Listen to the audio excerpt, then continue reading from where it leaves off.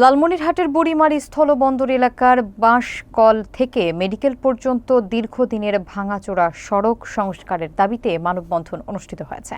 সোমবার সকালে আয়োজিত কর্মসূচিতে একাধিক প্রতিষ্ঠানের শিক্ষার্থী, শিক্ষক, আমদানি রপ্তানিকারক সহ স্থানীয় শতাধিক মানুষ অংশ নেন। বিস্তারিত দেখুন নূর ইসলাম নিরাতের তথ্যচিত্রে। অংশগ্রহণকারীরা জানান, প্রায় 15 বছর ধরে সড়কটি সংস্কার না হওয়ায় খানাখন্দে ভরে গেছে। এতে নিয়মিত দুর্ঘটনা ঘটছে এবং স্থলবন্দরের আমদানি রপ্তানিতে মারাত্মক নেতিবাচক প্রভাব পড়ছে।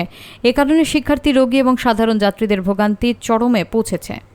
মানববন্ধন চলাকালে পাটগ্রাম বুড়িমারি মহাসড়কে 1 ঘণ্টা যান চলাচল বন্ধ থাকে। এতে উভয় পাশে শতাধিক পণ্যবাহী ট্রাক এবং যাত্রীবাহী গাড়ি আটকে পড়ে।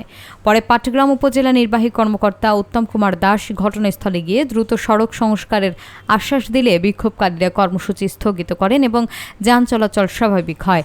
স্থানীয়রা জানান, অবিলম্বে সড়ক সংস্কারের কাজ শুরু করা না হলে আরও কঠোর আন্দোলনে নামবেন তারা।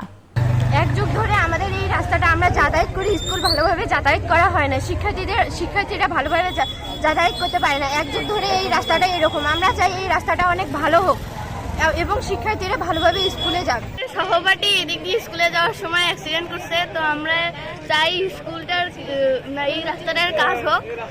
এই রাস্তায় ট্রলি ট্রাক যাওয়ার কারণে যতটাই এই রাস্তাটার কাজ করা হোক না কেন, তারা এই রাস্তায় চলাচল করে এই রাস্তাটা ভেঙে দেয়।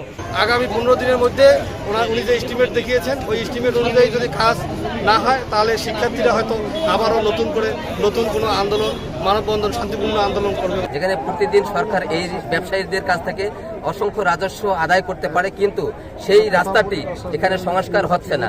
অতএব আমরা আজকে গোটা এলাকার মানুষ, যেখানে 5টি ওয়ার্ডের জনগণ এখানে মানববন্ধনে অংশগ্রহণ করছে, বিভিন্ন শিক্ষা প্রতিষ্ঠানের ছাত্রছাত্রীরা অংশগ্রহণ করছে। গুরুত্বপূর্ণ একটি রাস্তা বুড়িমারি স্থলবন্দরের মেডিকেল মোড় থেকে বাঁশকল। এই রাস্তা আমরা 10 বছর থেকে ভোগান্তির শিকার। এই রাস্তায় চলাচল করতে ছাত্রছাত্রী থেকে শুরু করে সামনে একটা মেডিকেল আছে, সেখানে অসুস্থ রোগীরা যায়, বিশেষ করে গর্ভবতী মা বোনেরা যায়। তারা প্রায় এখানে 3-4 জন গর্ভবতী মা এই রাস্তায় পড়ে গিয়ে বিপদের সম্মুখীন হয়েছিল। প্রতিটি শিক্ষা প্রতিষ্ঠানের ছাত্রছাত্রীবৃন্দ, জনগণ, ব্যবসায়ীরা, সাধারণ ব্যবসায়ীরা, আমদানিকারকগণ, রপ্তানিকারকগণ সবাই মিলে আজকে আমরা মানববন্ধন করতেছি। এর একটি উদ্দেশ্য, এই রাস্তাটি একটি ড্রেনে পরিণত হয়েছে। যে রাস্তাটি উন্নয়ন হওয়ার কথা গত 15 বছর থেকে, এই রাস্তা কোনো উন্নয়নমূলক কাজ হয় নাই। এই রাস্তাটা 15 বছরে কোনো রকম সংস্কার হয়নি। এখানকার এলাকার মানুষ, এলাকার ব্যবসায়ীরা সবাই কিছু কিছু করে পয়সা একত্রিত করে প্রত্যেক বছর একবার করে সংস্কার করার পরেও কোনো রেজাল্ট আসলে আসেনি। এই রাস্তায় প্রচুর ধুলাবালি হয়। এই ধুলাবালির কারণে ছাত্রছাত্রীরা এক কোমর বরাবর জামা কাপড় নষ্ট করে স্কুলে যায়, ফলে তারা স্বস্তিতে ক্লাস করতে পারে না। আমরা ইন্ডিয়া থেকে যা পাথর নিয়ে আসি, সেইভাবে এই জায়গা দিয়ে যদি যাই আমরা, তা আমাদের জীবনে ঝুঁকি আছে। আমরা যদি গাড়িও যদি পাল্টিয়ে যায়, আমাদের জীবনটা কে দেখবে? টিকিট হয়ে গেলে আগামী 2-1 দিনের মধ্যে আমি মন্ত্রণালয়ে পাঠিয়ে দেবো। মন্ত্রণালয়ে পাঠানোর পর এই কপিটা আমি আপনাদেরকে দিয়ে দিব।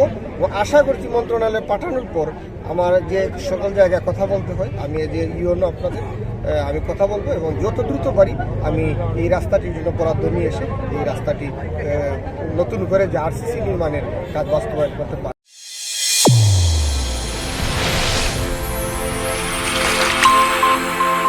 চ্যানেল A1 হৃদয়ের স্পন্দন।